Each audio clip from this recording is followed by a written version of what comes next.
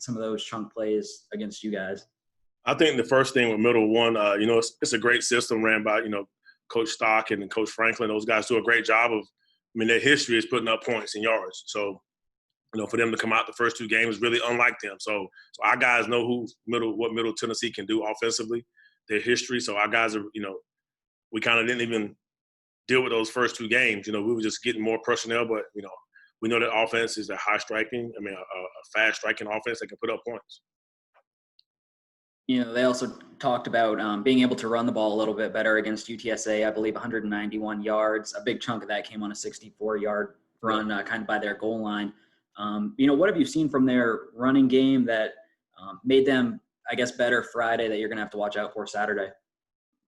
I think it starts, number one, it starts up front with their offensive line. They got, definitely three guys over 300 pounds, and I think that's a big part of it. So, it's very comfortable to lean on that. And then you have a quarterback like O'Hara who's relentless.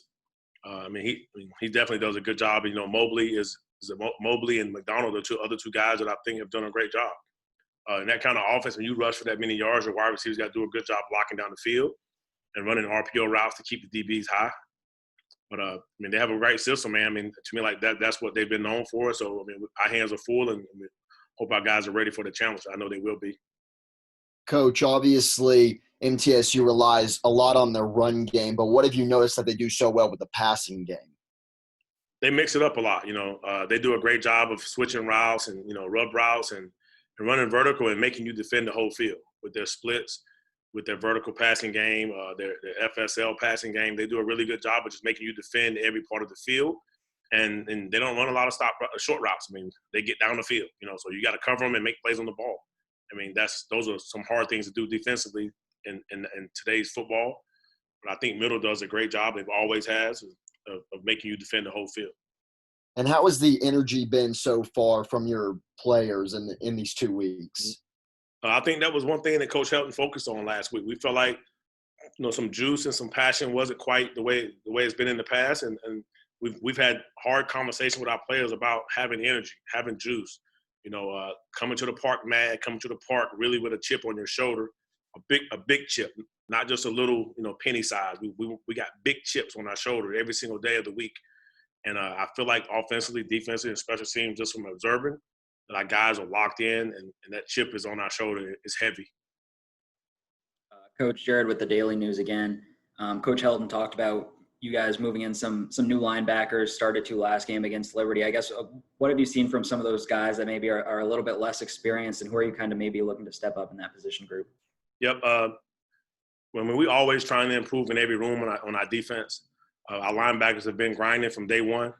Coach Crum, like I said in the past, he does a great job of teaching. He does a great job, and those guys do a great job of understanding what he's teaching. So we're just trying to get those guys in the position to make plays and showcase their skills. They're up here every single day. The bye weekend this week, just getting the details, and I think that's the most important part. A lot of talk goes into their quarterback, and I know we talked about him a little bit when we had you last week, O'Hara. You guys saw him in their last game last year. He had a good day throwing the ball and running the ball. They only have 3 games this year, but looking at the film, I guess, have you seen his game change at all from that point last year up until this point now, or is it kind of the same thing? I would say that he's improved in just, as far as when plays break down, he's been a little bit smarter this year than last year, but I think he's definitely a player that's not tapped out. He can still have room to improve. And I think the most important thing he does is how tough he is, and he breaks the pocket. And, most quarterbacks slide, and this guy's like a running back or a big-time receiver trying to tackle. So I think that's the difficult part, really. Because, a lot of times you're tagging off on quarterbacks at practice. They're sliding.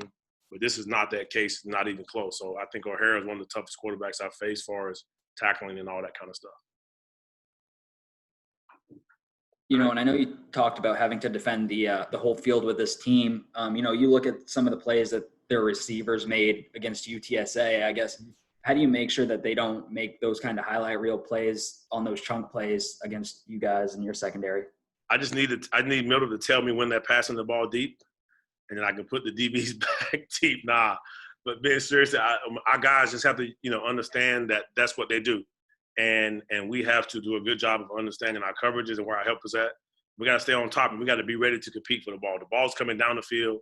It's going to be one-on-one with you and the DB. You have to find a way to make the play. So our guys know that's the life they chose. I mean, they could have been, point guards or receivers or kickers or whatever, but when you choose to be a defensive back at this level, which you chose to do that, you have to understand that that's what has to happen on Saturday. You're going to have those opportunities. You got to make